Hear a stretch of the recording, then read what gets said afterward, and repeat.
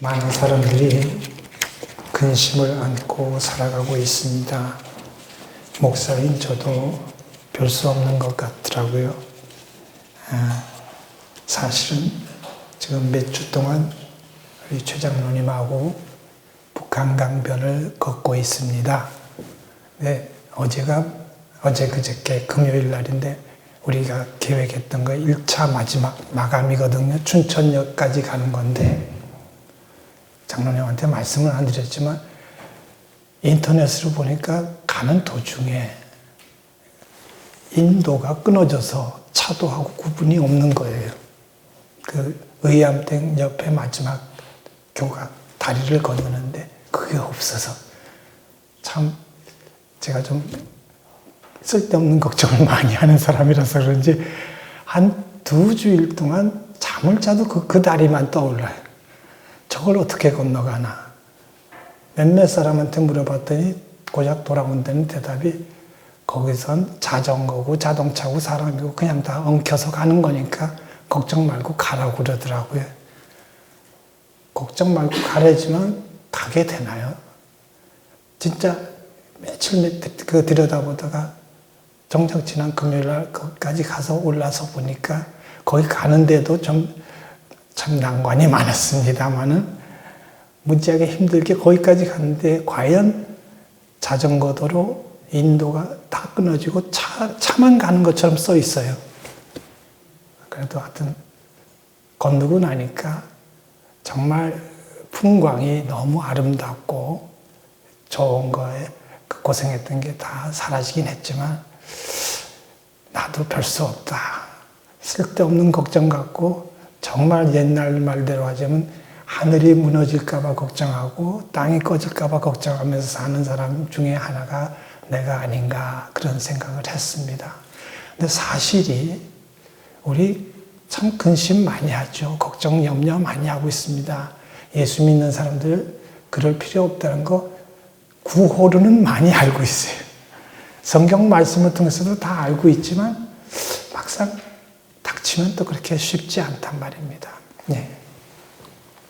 근심 많이 하는데 그렇다고 해서 뭐 좀 부끄러워할 필요는 있을지 모르지만 크게 죄송하게 생각할 필요는 없습니다. 문제가 있다면 우리가 그렇게 많이 염려하고 걱정하고 근심하는데 그 내용이 문제입니다. 내용이. 우리 가만히 들여다보면 우리 염려하는 것의 대부분이 뭐니까 우리 신앙인들의 표현을 하자면 땅의 것, 인간적이고 세속적인 것 가지고 우리가 주로 걱정해요. 근데 가만히 생각해보면 좀 속되게 표현하면 뭘 먹을 것인가? 뭘 먹고 살 것인가? 또 좀 한 차원 나간다고 치면 과연 뭘 해야 내가 성공적인 인생을 살 것인가? 이걸 갖고요 골머리를 아파하는데 한번 묻고 싶습니다. 여러분들은 그렇게 무지하게 염려하고 근심하고 걱정해갖고 문제가 쉽게 저절로 풀린 적이 있던가요? 별로 걱정했다고 그래서 풀린 건 하나도 없을 것 같아요. 성경은 분명히 우리에게 말하고 있죠. 염려하지 말라. 아무것도 염려하지 말라. 근심하지 말라. 다만 조금 각도는 다르지만 하나님의 정의와 하나님의 공의가 우리의 삶의 현장에서 이루어지고 있는지 아닌지 거기에 대해서 우리 좀 근심하고 걱정할 필요는 있다고 말하고 있습니다. 이건 성경이 얘기하는 겁니다. 세상 먹거리 또 성공 여부에 대한 그 걱정 따위는 다 집어치우려는 겁니다. 집어치우려는 겁니다. 하나님의 공의, 정의가 실천되어야 된다 하는 그런 걸 가지고 우리가 좀 깨어 있을 필요가 있다는 말씀입니다. 우리가 걱정할 것은 적어도 우리 믿는 사람들이 걱정할 것은 물질적인 거나 세속적인 것 이젠 좀 벗어날 수 있었으면 좋겠습니다. 하나님의 나라, 하나님의 영광 이것을 붙잡고 걱정했으면 좋겠다 이 말입니다. 오늘 봉독한 본문 말씀은 우리 다 잘 아는 말씀인데 예수님 마지막 제자들과 더불어 고별 인사를 나누는 그런 말씀이에요. 굉장히 중요한 말씀이겠죠. 이제 어떤 의미에서 일단락을 짓는 것이니까. 근데 예수님 그 고별 인사와 같은 이 이야기를 통해서 제자들을 매우 혼란하게 만드셨어요. 안 그래도 예수님이 좀 제자들의 입장에서 볼 때 상당히 엉뚱하게 느껴지는 부분이 많은데 여기서는 상당히 충격적이라고 할 정도로 혼란하게 만드셨다. 결정적인 것은 오늘 읽은 말씀 첫 번째 16절 말씀이에요. 조금 있으면 너희가 나를 보지 못하겠고 또 조금 있으면 나를 보리라. 그 말씀을 들은 제자들이 수곤되는 거죠. 이게 무슨 소리냐? 도무지 와닿질 않는 거예요. 와닿질 않는 거예요. 제자들이 그동안 나름대로 예수님 따라다니면서 그동안 그들이 기대했던 것은 다른 거 아니에요. 예수님 처음 말씀하셨잖아요. 첫 마디가 하나님 나라 천국이 가까웠으니까 회개하고 복음을 믿으라가 예수님의 가장 중요한 테마란 말입니다. 주제죠. 그렇기 때문에 제자들은 예수님이 말씀하신 그 하나님 나라가 이 땅에 세워지는 것, 하나님 나라가 이 땅에 임하는 것, 그것을 기대했고, 그리고 그 나라가 임하게 되면, 그 나라가 세워지게 되면 그 나라에서 차지하게 될 높은 자리를 은근히 드러내놓고 뭐 하진 않았어요. 은근히 기대했던 게 사실이. 좌의정, 우의정으로. 사실 우리가 거기에 주목하진 않지만 제자들은 예수님께서 칼을 준비하라고 한 말씀을 아마도 이렇게 들었을 것 같아요. 그래도 나라를 세우는 마당에 다툼도 있을 수 있고 싸움도 있을 수 있을 테니까 거기서 밀리지 않기 위해서 칼을 사라는 걸로 칼을 지니고 있으라는 말씀으로 이해했는지도 모르겠어요. 근데 예수님 고별 인사와 같은 이 말씀 속에서 최후 승리에 대한 말씀을 주신 게 아니라 죽는 얘기를 하고 계신 거예요. 죽는 얘기. 그랬기 때문에 잔뜩 기대했던 제자들, 그 기대가 순식간에 근심으로, 걱정으로 바뀌는 것 아주 자연스러운 일이라고 봅니다. 제자들은 예수님 떠나신다는 말씀 자체가 이해할 수 없었고 받아들이기 어려웠습니다. 그리고 가장 핵심적인 인물, 이 모든 사건의 중심에 계셔야 할 예수님이 떠나신다면 아무리 멋진 나라가 세워진들 제자들에게 그게 무슨 소용이 있고 무슨 필요가 있겠습니까? 하여간 오늘 예수님께서 하신 말씀을 통해서 우리는 제자들의 생각과 예수님의 생각의 차이를 발견하게 되는 것이죠. 솔직히 말해서 제자들 예수님 3년 동안 따라다녔다고 하지만 계속해서 제자들의 생각은 땅의 것에 머물러 있었다는 것을 우리가 인정할 수밖에 없습니다. 하지만 예수님은 하나님의 뜻을 이루신 것, 그것을 가지고 염려하셨던 겁니다. 이 땅에 나름대로 왕국을 건설하고 그 왕국을 통해서 눈에 보이는 하나님 나라를 세우고자 하는 것은 제자들의 생각에 불과했습니다. 제자들은 그렇게 생각할 수도 있었을지 모르겠어요. 하지만 예수님은 그 나라를 세우는 것이 목적이 아니라 그 과정을 통해서 하나님의 뜻을 이 땅 위에 이루시는 것, 그것이 예수님의 관심사였습니다. 그렇기 때문에 예수님은 그 뜻을 이루어드리기 위해서 자신이 십자가에 못 박혀 죽으시기. 그렇게 하심으로 말미암아 죄인들을 구원하시는 구원의 역사를 이루시는 것이 예수님의 뜻이었어요. 자신을 십자가의 희생 제물로 내어주셨어요. 제자들로서는 도저히 이해할 수 없었고 어느 정도 이해한다고 하더라도 받아들이기 참 어려웠을 것이라고 생각됩니다. 스승이 죽는다는 것. 베드로가 괜히 예수님 붙잡고 되먹지 않게 따지듯이 무슨 소리를 하십니까 하고 따지듯이 대들었던 것도 다 이유가 있는 겁니다. 베드로가 유난히 별난 인간이라서 그런 게 아니라니까요. 베드로만의 생각이 아니라 모든 제자들의 생각이 그랬던 거예요. 왜 세상은 기뻐하고 제자들은 통곡을 해야 된다는 말이냐 이거죠. 왜 제자들은 근심해야 되고 세상은 오히려 즐거워해야 한다는 말입니다. 제자들이 바라고 기대하는 것은 자신들이 이렇게 고생하고 따라다니는 그 결과 자신들이 기뻐하고 즐거워하는 그런 상황이 펼쳐지는 것입니다.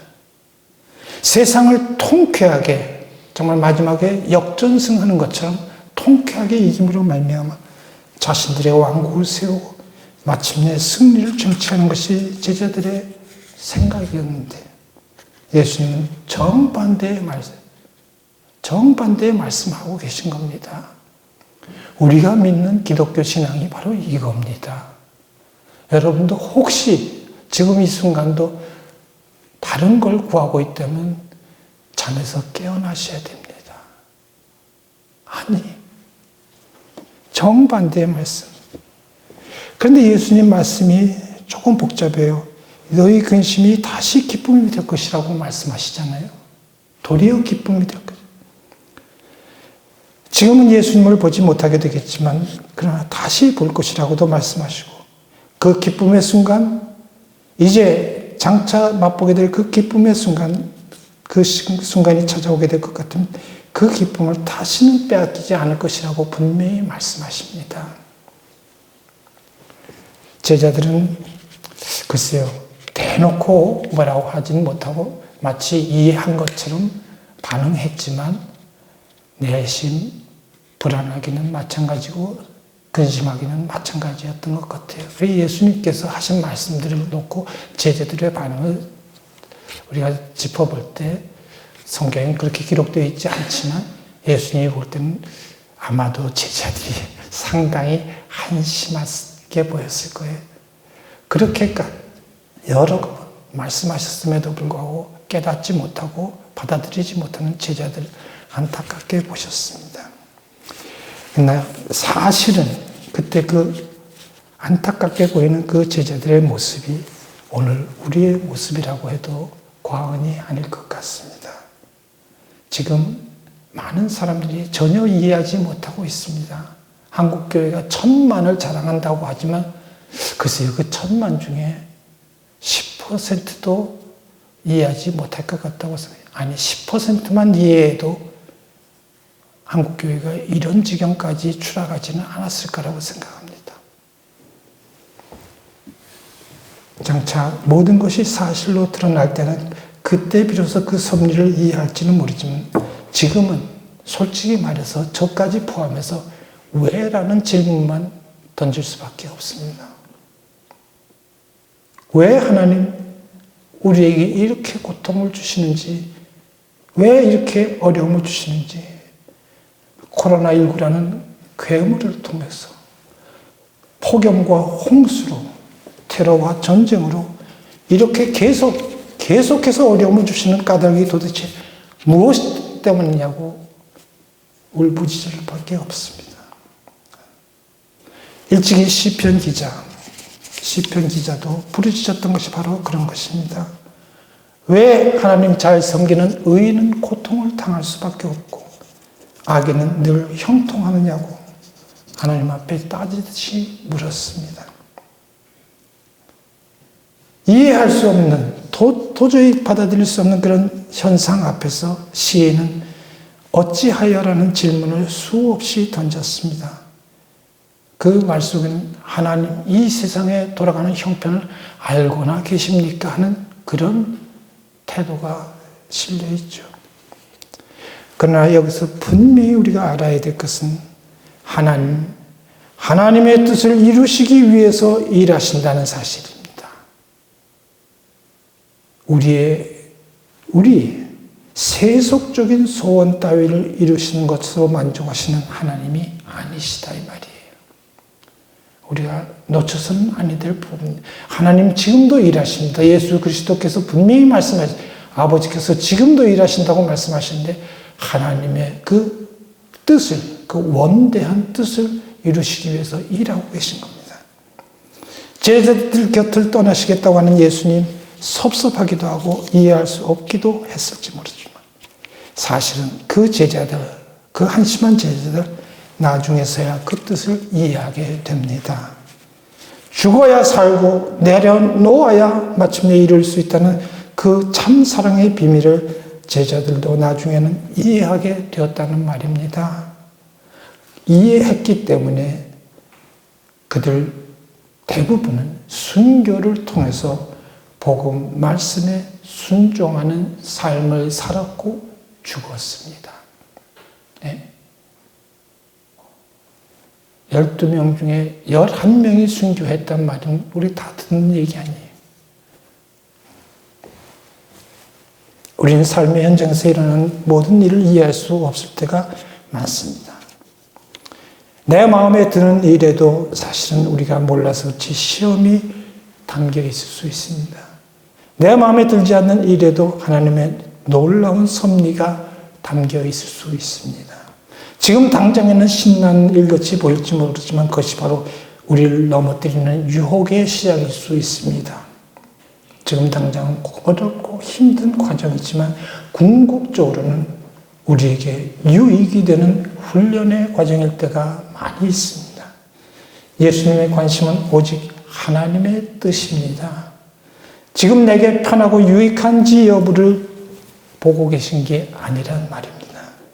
어떻게 하면 하나님의 뜻을 이룰까? 어떻게 하면 선한 결말에 이르게 될까? 그것만 생각하십니다. 지금을 보시는 게 아닙니다. 멀리 보십니다. 저 너머를 보고 계십니다. 오늘을 넘어 장차 우리에게 나타날 결과를 보고 계십니다. 그 결과를 보시면서 우리 주님 십자가 길을 걷고 계셨던 것입니다. 믿음으로 저 넘어 영원한 승리와 기쁨을 보고 계신 예수님의 그 모습이야말로 오늘 우리가 가야 할 길입니다. 오늘 우리가. 여러분, 지금 겪고 있는 어려움 때문에 혹시 근심하고 염려하고 있습니까? 그날 그 누구와 했던 얘기처럼 이 모든 것 지나가고 말 것입니다. 결코 이런 것은 궁극적인 것이 아니기 때문에 너무 지나치게 염려할 필요 없습니다. 전혀 염려하지 않아도 된다고 제가 장담은 못하지만 그렇게까지 염려하지 않아도 됩니다. 진짜 걱정하고 염려할 것이 있습니다. 장차 우리가 영원한 생명을 누리게 될 것인가? 아니면 우리의 잘못된 판단으로 인해서 영원히 멸망하고 말 것인가? 이걸 놓고 우리가 염려하고 근심해야 됩니다. 십자가 지고 앞서가신 주님, 그 주님을 본받아서 오직 우리의 삶의 현장에 정의를 물과 같이 공의를 마르지 않는 강같이 흐르게 하는 일에 온전히 헌신하는 참으로 복되고 충성스러운 하나님의 자녀들이 다 될 수 있기를 간절히 바랍니다.